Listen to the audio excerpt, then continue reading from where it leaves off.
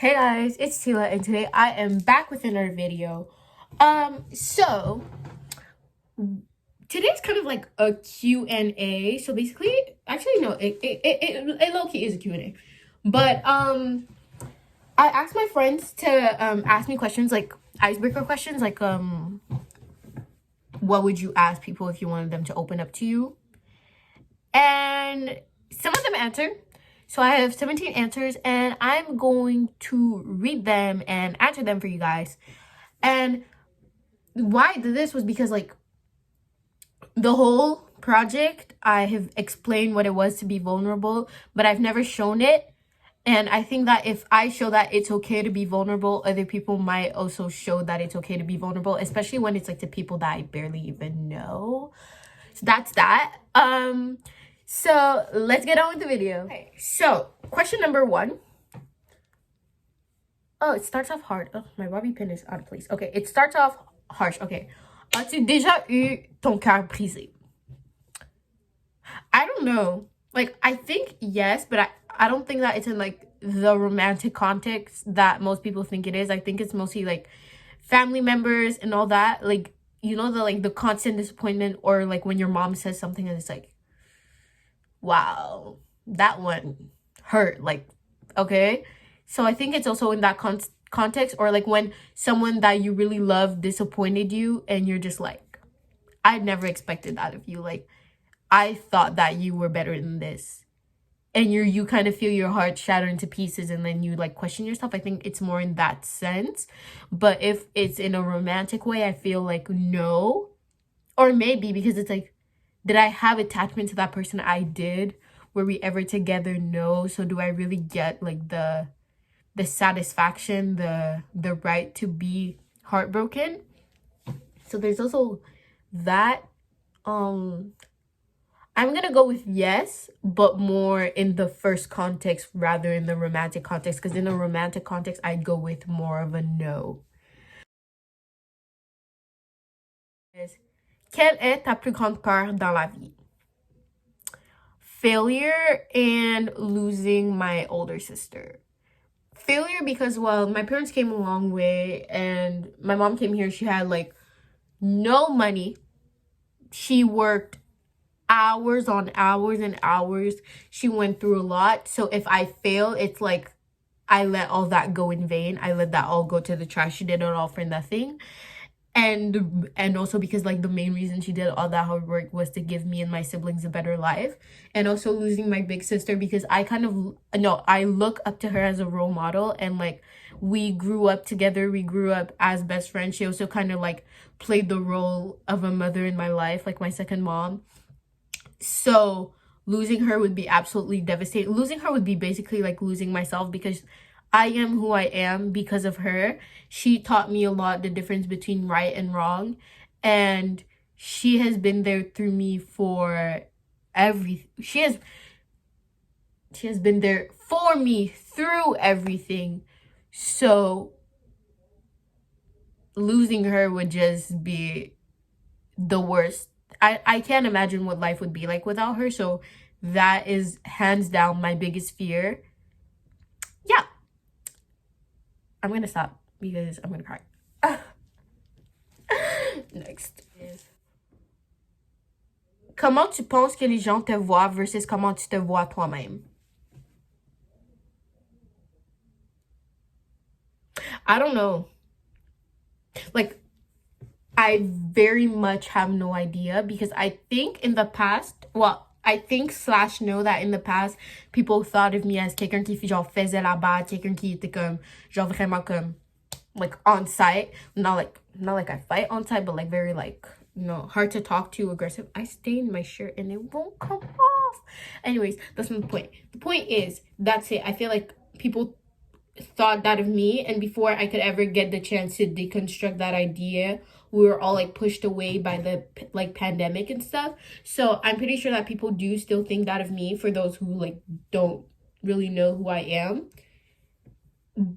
But to me, I think of myself as someone who, well, makes mistakes in life, goes up, goes down, someone who's like perseverant and who's there for others and wants to wants others to be there for her. And I see myself like kind of as a good friend. I like to think I'm a good friend. I like to think that I'm a good friend. Someone who's smart, like has a lot of good advices to give. And just someone who is trying to make sense of things, sense of the world, sense of everything that's happening right now. Because I don't know, like for the past like 2 years, shit has been hard, especially with the pandemic. So c'est comme ça que je me vois. That's it. Yeah. This next one, I feel like I know who wrote it, but at the same time, it's like I'm not sure because there's a lot of options. But this one's very personal. It was a very much an attack. Thank you for that. It was Pourquoi ruinez-vous toutes vos chances d'amour? You wrote that wrong. It was chance à l'amour. Actually, I don't even know if you wrote that wrong. I'm horrible in French. Je déteste le français. Je suis nulle. Nada. But the one thing that I could say, I think it's j'ai vraiment peur d'aimer. J'ai peur d'être aussi aimé, because part of being loved is that that person is going to be disappointed in you, and you might not do it on purpose, but you will, and you might also end up very much hurting someone else. So I feel like I'm very much afraid to disappoint someone, very much afraid to not be enough for someone that loves me, or that someone that I love hurts me. I'm very much afraid of like that interaction, and sometimes I feel like I cause like pain without even trying, so I kind of like ruin it. Also, I'm very much scared of commitment. I'm not commit to anything. Like, hold up, okay, I'll show you guys this. I started it in September. I'm at page, let's see, 59. And I've highlighted something. It's the picture of Dorian Gray. It's an amazing book, but that's it. I haven't even committed to the new one that I'm reading. So I have a huge problem with commitment, and I don't know if I truly love or if I'm just attached and it's gonna go away. So I kind of stay away from that aspect because I don't want to put myself in a situation and have to be like, this is not who I want. This is not what I want. That's why I think I ruined my chances. Okay. Next question is, de quoi êtes-vous le plus reconnaissant? I genuinely do not know what to answer to this one because I barely even know what it means. Okay, I want to show off my makeup because it's good. Like, I did a good job. I look good. Thank you.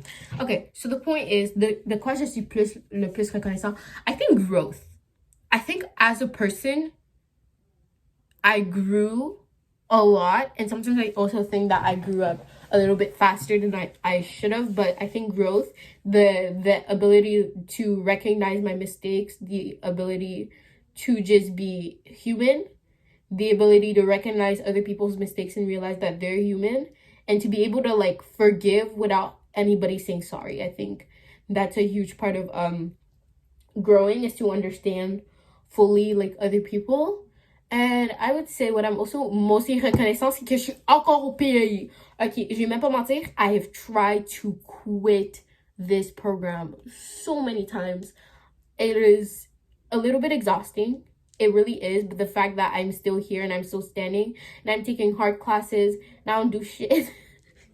So it's like, it feels like good to be like, oh, je suis au pays, j'ai fini au pays. I went through the whole deal one by one. Les burn-out, les nuits blanches, like I've done it all. Je suis allée à l'école avec 1 heure de sommeil parce que j'étais en train de travailler. Like, je suis vraiment reconnaissante de ça parce que c'est pas tout le monde qui est capable de faire ça. So, et je suis aussi reconnaissante des gens autour de moi parce que c'est comme, je sais qu'on vit tous la même chose. C'est comme, wow, je suis fière de nous. That's it. The next question is, si tu pouvais changer une chose par rapport à toi-même, ça serait quoi? Je pense que je changerais genre ma rage. Parce que, like, je garde beaucoup à l'intérieur et je parle pas. And like, je pourrais être fâchée. Quelque chose va me fâcher, je vais jamais le dire. Et tu vas genre faire échapper mon crayon. Et ça va partir en cacahuète, genre. And like, la personne se demande genre pourquoi elle rage pour un crayon. Et genre, les gens comprennent pas, c'est pas le fait que c'est un crayon, c'était juste la goutte de trop. That's not what I wanted, that's not what I needed. I think I would change my rage.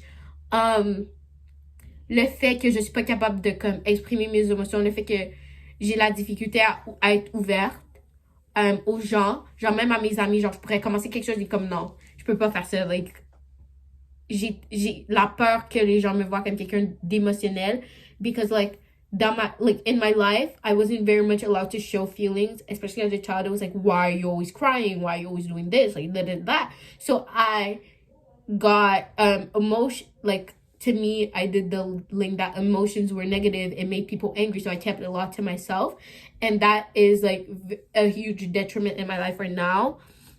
So si je pouvais changer ça, I would change that certain aspect to be able to genre m'exprimer, connecter plus avec les autres, et aussi stop, arrêter de prendre genre les problèmes des autres pour éviter mes propres problèmes, parce que ça me crée juste plus de problèmes. So I would also do that. Yeah. Si vous deviez choisir un personnage de série télévisée pour vous décrire, qui serait-ce? That person made a mistake, I think. But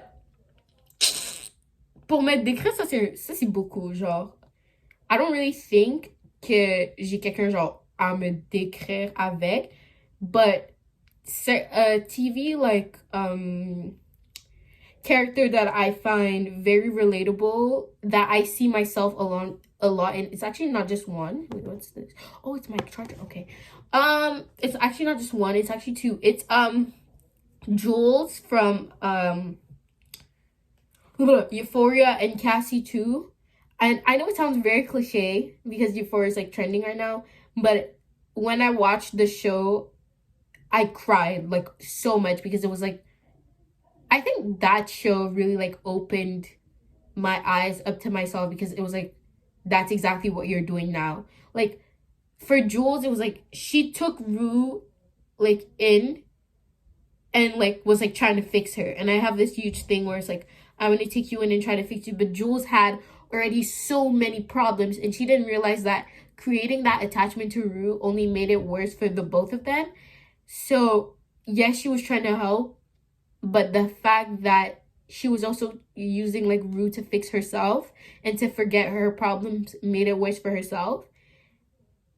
That was that's what I felt, because I take a lot of like my friends' problems and I'm like, this is my problem now, even though it really isn't. I make it me, and I feel everything that has to like be felt, and I don't realize that I'm only doing that because I have a certain problem that I don't want to fix, that I can't go through.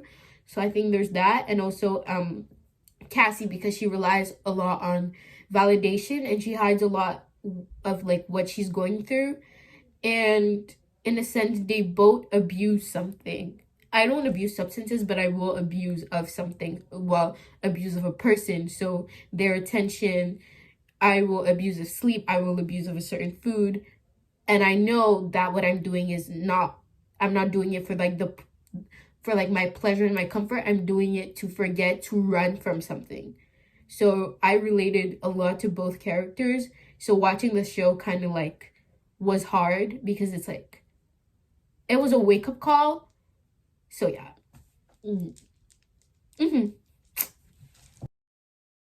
C'est quoi ton plus gros regret dans la vie? I think it's being friends with certain people, because it made my life a living hell after. So I was friends with this girl, and then she spread like a rumor. I'm not gonna say the rumor because I don't want that to be a part of my reality anymore. And we're basically in a group chat, and then she said a certain like rumor, and they all ran with it. And from then, I don't think I was okay. And then after that, I had another friend that same year who did the same thing, spread another rumor, and it was just like, my life is like messed up. So like, and being friends with those people didn't help either, because when I was friends with them, I was never me, I was never myself. So I was never like fully okay, but I wanted to fit in so bad that I let them treat me the way that they treated me. Especially one of them was my best friend. So I think I would, if I had to go back to the past, I would not be friends with them. And also I would, and thanks to not being friends with them, I would have not met certain people. Yeah. Okay, next question is, ce qui vous rend heureux versus ce qui vous rend triste. Qu'est-ce qui heureuse déjà? Ce qui me rend heureuse dans la vie, c'est voir ma grande sœur. I literally love seeing her, même si on parle pas, qu'on se voit, genre, même si être sur nos selles à côté de l'un l'autre, I'm very happy to just have her in my presence. What also makes me happy, c'est des bonnes notes. And mes amis. Laughing, I think. Sortir avec mes amis, genre, je sors pas beaucoup, j'ai des parents très stricts, so I don't leave the house a lot, but I think it genuinely makes me happy to feel like I have some sense of control and some sense of freedom, because I've never very much like felt that. Like, you know, having strict parents is very like stay home, like da da da. So when I do get those little moments, like I hang on to them a lot. And what makes me sad is actually with the friend thing is that, like, since I hang on to those moments, I think they're very important. But I have friends who can go out. I have friends who see people a lot. So to me, it's like maybe that moment is just like just another hangout, when to me it's like a memory that I just created, because I know I won't get to do that a lot again. What makes me sad also is lies. I hate being lied to, because it's like you make me feel stupid. Movies. Oh my god. I watched Encanto. I cried. It was so relatable. Movies make me sad. And I think sort of being home sometimes makes me sad. I don't like the atmosphere of being here. So it also relates with the friend thing. Like, I can't go out, so it's like so draining. And then all that sadness turns into anger. And then, you know, so. I actually kind of liked it. Est-ce que parler de ses problèmes nous rend vulnérables et peut facilement se retourner contre toi? I think that, oui, parler de ses problèmes, c'est être vulnérable. Et pas juste parler de ses problèmes, parler des émotions, déconstruire, knowing what you have control over. And est-ce que ça peut facilement se retourner contre toi? D'une manière, I think no. Quand on dit à la bonne personne. So, like, a psychologist, quelqu'un que t'as été ami avec durant longtemps, mais quelque chose que je veux vraiment, genre, like, quelque chose que, un avis that I think everyone should take, c'est que si t'es ami avec quelqu'un qui parle beaucoup des autres, ne les dis pas tes problèmes, et ils vont parler de tes problèmes à d'autres personnes. So, if you have a friend qui a toujours, like, the tea, the gossip, that is not the friend that you tell your issues to. No matter how you guys are close, when something's gonna happen, your problem is gonna become tea. You want to tell someone who is calm. So yeah, I think that that is a good, I think, strategy to go about the issue. So yeah, that's it. Qu'est-ce qu'il y a de positif pour le bien psychologique de s'assumer, ainsi que d'être capable de démontrer sa vulnérabilité? I think I answered this in a question. I think that quand tu caches qui t'es, tu caches tes sentiments, tu caches tout. And like we know, tout ce qui se passe dans le cerveau, c'est comme une réaction chimique. Everything is happening. So as you're, and pour cette réaction chimique d'arriver, your body needs to consume energy. You know what I mean? So as you keep pretending to be someone else, as you keep faking emotions, as you keep hiding, your body is slowly processing those emotions, whether you're aware of it or not. So keep on faking is like taking the little energy that you have and throwing it out the window. So that's why, and it feels better psychologically to be who you are, because there's also this anxiety of like, what if no one likes me? What if I change? Nobody's gonna love me again. Like, you get rid of that anxiety, and also you feel more heard, you feel more understood, because to feel not understood, to feel misunderstood, to feel unheard is lonely, and loneliness makes you do a ton of crazy things, because as humans, we're just like animals. We're not meant to be alone in the wild. We're meant to go in as a pack, and that's why everybody tries to find who they are. So if you're in a pack where you don't belong, it's just hard to be there. it's as good as being alone, because yes, you're surrounded by people and yes, everyone's laughing, but inside it's like you're dying. So I think that that's why psychologically it's absolutely important to be vulnerable and to be okay showing that. And last question is, drumroll, sentir une lourdeur dans le cœur quand tu deviens une version idéalisée de toi au lieu d'être naturelle. Oui, j'ai ressenti cette lourdeur tout au long de mon secondaire 3 et ça m'a comme détruit à l'intérieur parce que genre I could never be me. J'essayais toujours comme de plaire à mes amis, toujours genre être une version de moi que j'étais pas. So the whole of Sec 3, je crois que c'était comme l'année la plus comme mentally like draining that I've ever been through. And now I'm a little bit more myself and I feel good that way. Like en Sec 3, like je pouvais pas admettre aux gens que genre j'étais bi. I could never admit the things that I liked. I hung around very like bigoted people. I was always just trying to fit like in with people that like didn't really care about my presence or not. And then un peu avant la pandémie, en fait la pandémie, je vois ça comme genre un blessing in disguise because like I didn't have to pretend anymore.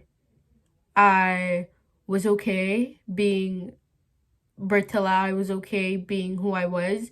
I didn't have to talk to those people. I didn't have to see the people who made things bad every day anymore.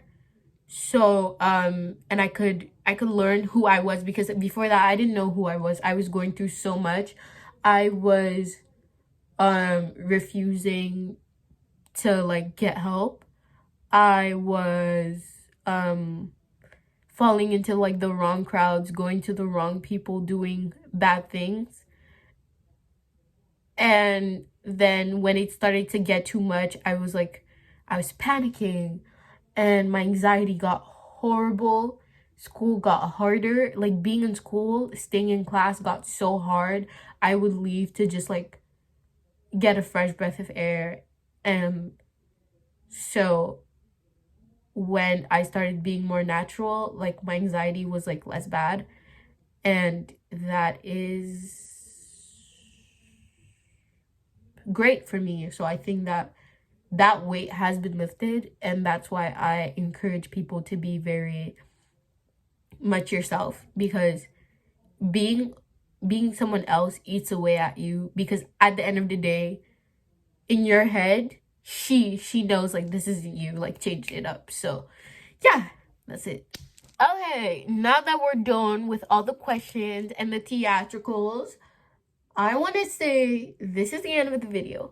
For those who stay till the end, thank you for watching. And for those who answered the Google Forms, thank you also for answering. And have a good day. Bye.